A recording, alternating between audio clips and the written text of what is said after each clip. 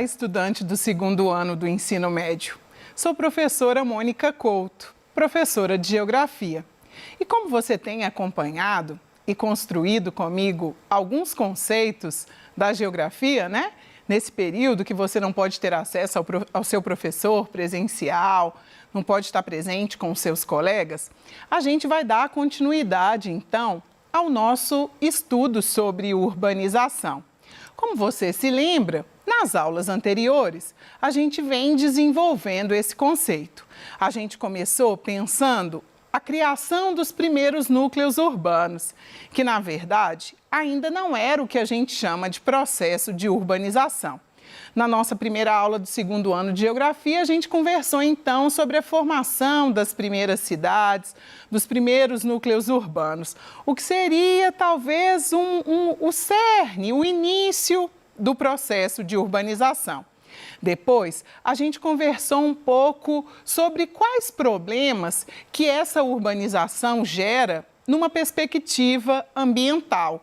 É claro que é muito difícil a gente dividir o ambiente da sociedade, porque, na verdade, somos o meio ambiente, somos integrantes desse meio ambiente. Mas, para facilitar a sua compreensão, então, na segunda aula, a gente conversou, então, sobre os problemas ambientais urbanos. E hoje falaremos, então, sobre urbanização e segregação espacial. Na aula, então, você vai compreender, a gente vai entender que a segregação espacial é uma consequência do processo de urbanização. E não é de qualquer processo de urbanização, é de um processo de urbanização que aconteceu em países periféricos, ou seja, países subdesenvolvidos, países da periferia do capitalismo. E você se recorda? É que essa urbanização, ela aconteceu de forma acelerada, sem muito planejamento. E a gente colhe os frutos dessa urbanização até hoje, expressos na paisagem, principalmente pela segregação espacial. Você vai identificar, junto comigo, alguns fenômenos decorrentes dessa segregação espacial, que são a favelização, a periferização e a gentrificação. Eu sei que esse último é um processo bem recente, assim, a ser adotado e a ser analisado nos livros de geografia. A gentrificação é um processo que data da década de 70 em Londres, e aí a gente vai conversar um pouco sobre o que é isso no cenário atual de segregação espacial. Então, vamos fazer uma retomada de alguns conceitos para que você seja inserido nessa aula, que tem a pretensão de dizer sobre as questões de segregação socioespacial. Então, para a gente relembrar, urbanização, então, é diferente da criação de núcleos urbanos, né? A criação das cidades é uma característica, é um fenômeno, e a urbanização é outro. O que marca o fenômeno da urbanização? O fenômeno da urbanização, ele é marcado quando a maior parcela da população de um município, ela reside na área urbana. Lembra que a gente conversou um pouco sobre isso também? O município, ele tem área urbana, espaço urbano e espaço rural. E quando a gente fala do espaço urbano, o perímetro urbano é aquele espaço onde se concentra a maior parte da população, onde se concentram as atividades econômicas, as atividades culturais. E a área rural tem aquela característica, o campo tem aquela característica de propriedades maiores, uma atividade econômica mais voltada para a agropecuária. E quando a gente fala dessa migração de grandes contingentes populacionais, a gente está falando de um outro fenômeno, né? Chamado de êxodo rural.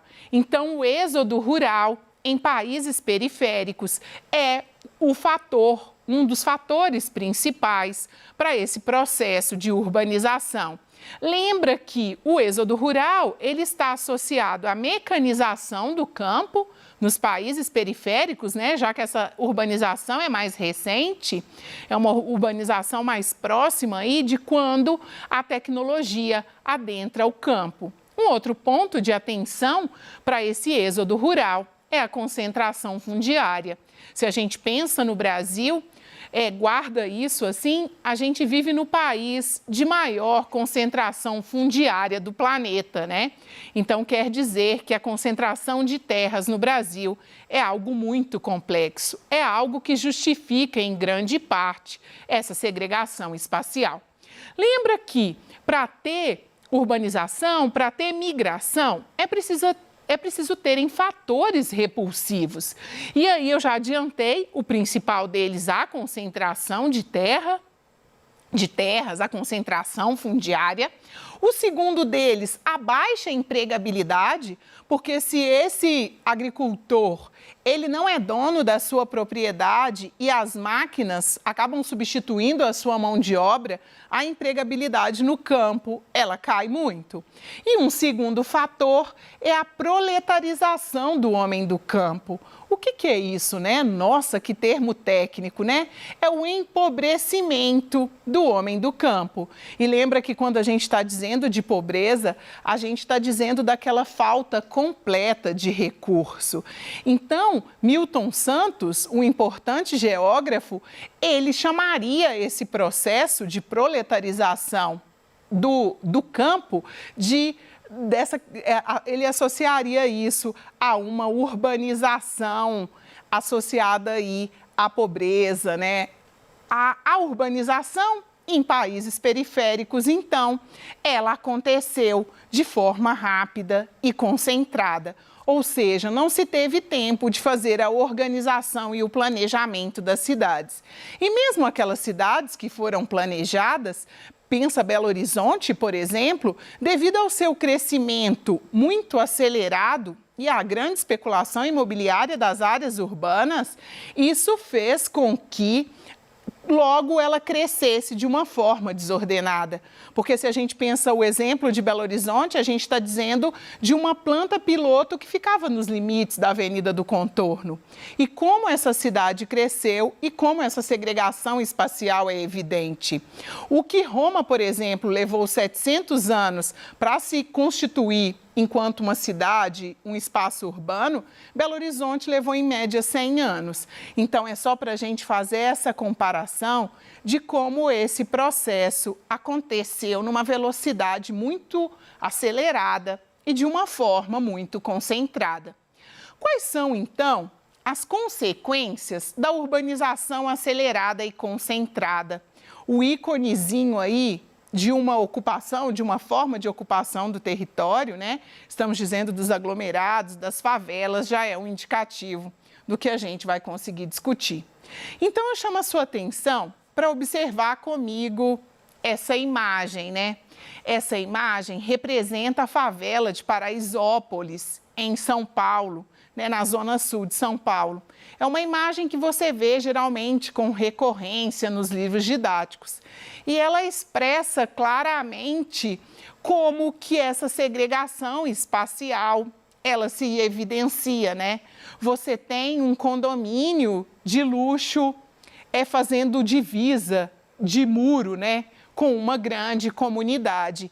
Então, olha como que a segregação, ela faz com que você tenha a segregação das pessoas que não têm acesso à terra, mas você tem outros tipos de segregação de outras classes sociais. Aqueles que têm acesso à terra acabam se constituindo em enclaves, ou seja, eles criam quase que fortificações para terem uma condição de vida e, às vezes, se distanciarem dessa comunidade, dessa realidade de desigualdade.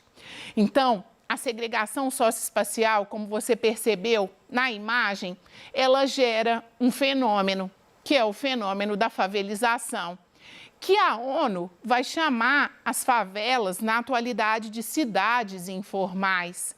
E a gente comumente também utiliza o termo aglomerado. A gente vai entender mais para frente que favela vem de uma questão histórica, o nome favela, a origem do nome. Então, a gente vai acontecer o quê? A formação de enclaves fortificados. É aquilo que eu disse, né? Quem tem condição, a segregação ela acontece das duas formas, para quem tem renda e para quem não tem renda. Para aquele que tem renda, cresce os condomínios fechados, os alphavilles, os resorts, onde você tem lazer, às vezes educação, tudo inserido no mesmo espaço. Há um distanciamento entre as populações dentro de uma mesma cidade.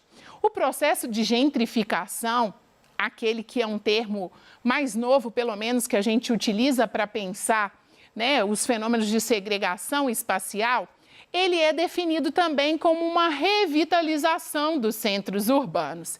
Então, a gente pode ler das duas formas. Imagine que aí no seu município você tenha o centro histórico, a parte mais antiga da cidade, onde você tem a ocupação de uma população de menor poder aquisitivo, de uma renda mais baixa, e essa região está mais degradada. E é uma região que você não indica, por exemplo, para um amigo fazer uma visita.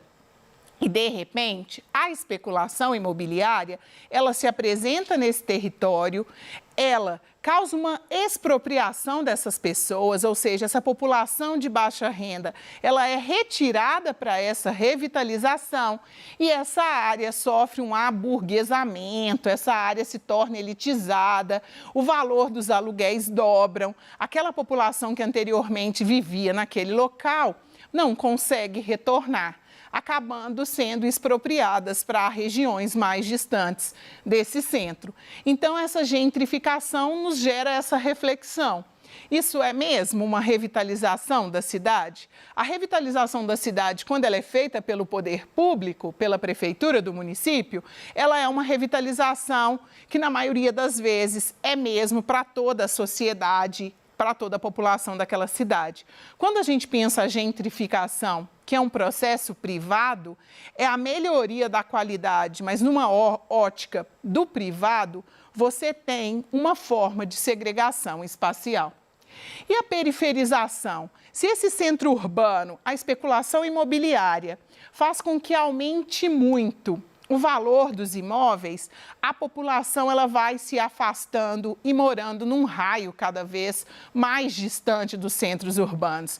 Dá para a gente pensar, inclusive, o processo de metropolização de regiões metropolitanas. A população, por exemplo, que trabalha na capital, São Paulo e mora em Guarulhos, ou trabalha, por exemplo, mora em Ribeirão das Neves, em Betim e trabalha em Belo Horizonte, as pessoas elas fazem um fenômeno, né, elas promovem um fenômeno migratório que a gente chama de migração pendular. Ou seja, as pessoas vão e voltam todos os dias, porque onde elas têm acesso à moradia e às vezes onde o próprio governo patrocina essa moradia, é um território distante da cidade onde ela desenvolve, por exemplo, as atividades de trabalho. A hipertrofia da informalidade, ela está associada a esse crescimento dessa periferia, a esse crescimento das cidades informais, dos aglomerados, que faz com que você não consiga gerir como deveria as oportunidades de emprego. E a população dessa região, ela vai ser envolvida em uma coisa que a gente chama de uma economia subterrânea, que geralmente está associada a atividades ilícitas, como o tráfico de drogas, por exemplo, a prostituição, o contrabando. Então, essa hipertrofia da informalidade traz um outro fenômeno, que é o da territorialização das favelas. Não só no Rio de Janeiro, como em outros países da América, a gente tem exemplos do tráfico fazendo papel de Estado naquela região. Porque quando o Estado não consegue chegar, quando aquelas pessoas não têm escritura daqueles terrenos, quando não há possibilidade de infraestrutura, outros meios são utilizados. E aí a gente se associa a essa questão da hipertrofia da informalidade, mas também a esse processo de territorialização, muitas vezes pelo crime organizado. Quais são, então, esses problemas sociais urbanos e existem formas de resistência? Então, aqui a gente tem uma charge que faz uma reflexão muito dura, né? papai, lê aquele conto de fadas para a gente dormir? Claro, todo brasileiro tem direito à moradia. Então, olha o quanto é perversa, né, essa questão da segregação espacial e da desigualdade. Quantas pessoas de verdade não têm teto? Então, a gente encontra esses movimentos sociais, né? E aí a gente está dizendo das cidades mesmo, em busca de local de moradia. Às vezes eles acabam ocupando aqueles prédios no centro da cidade que estão abandonados, mas a questão da requisição da posse geralmente os retira. E aí o governo, para tentar, e aí a gente pode pensar, exemplo de Brasil, para tentar minimizar e garantir esse acesso à moradia, né, que está explícito na Constituição brasileira, ele cria programas e em 2005 ele criou um Sistema Nacional de Habitação de Interesse Social.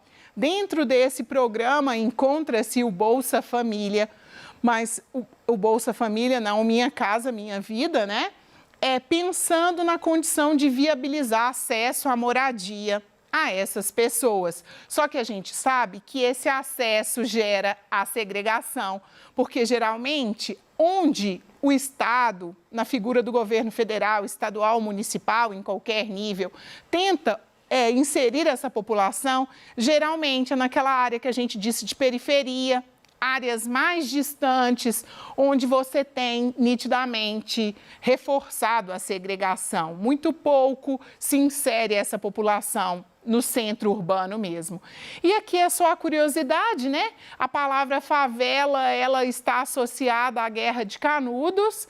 Os soldados, então, que participaram da Guerra de Canudos, Antônio Conselheiro, lá na Bahia, eles ocupavam áreas elevadas, morros, que possuíam um arbusto que tinha nome comum de favela. Então, a origem, aqui eu até trouxe a imagem, né, da espécie vegetal, da folha, do arbusto aí.